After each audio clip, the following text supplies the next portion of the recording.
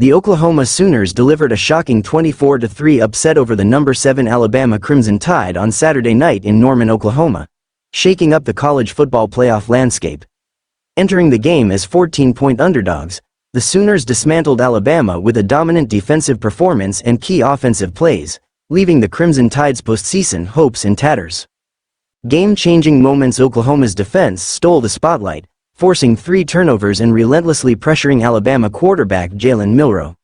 The Sooners held Alabama's high-powered offense to just 3 points, the lowest scoring output for a Crimson Tide team since 2004.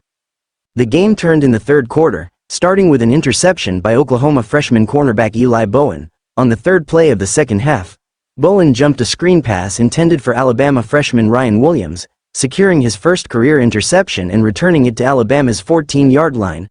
5 plays later, Oklahoma running back Xavier Robinson rushed for his second touchdown of the night, giving the Sooners a commanding 17-3 lead.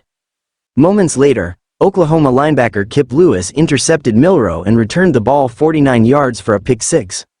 The play extended the Sooners' lead to 24-3 and effectively sealed the game. Controversial officiating adds drama. Alabama's faint hopes of a comeback were snuffed out in the fourth quarter by a controversial officiating decision. On a fourth down play, Ryan Williams appeared to make an incredible touchdown catch, potentially cutting Oklahoma's lead to 2 scores. However, the officials called illegal touching, claiming Williams was improperly aligned on the line of scrimmage.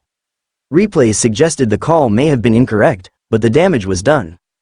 While the call raised eyebrows, it was far from the deciding factor. Alabama's 3 turnovers and inability to establish a run game were the primary reasons for their defeat. Milroe and Alabama struggled. Jalen Milroe, Alabama's dual-threat quarterback, was contained throughout the game. His longest run was just 11 yards, and he completed only 11 of 26 passes for 164 yards. The Tide's offensive struggles were compounded by an ineffective ground game, making it nearly impossible to mount a comeback. Oklahoma's resurgence. The victory was monumental for Oklahoma, securing their 6th win of the season and making them bowl eligible for the 26th consecutive year. The Sooners' balanced performance on both sides of the ball showcased their growth under coach Brent Venables, leaving fans optimistic about the program's future. Alabama's playoff hopes dwindle. For Alabama, the loss is a significant setback in head coach Kalen DeBoer's inaugural season following Nick Saban's retirement.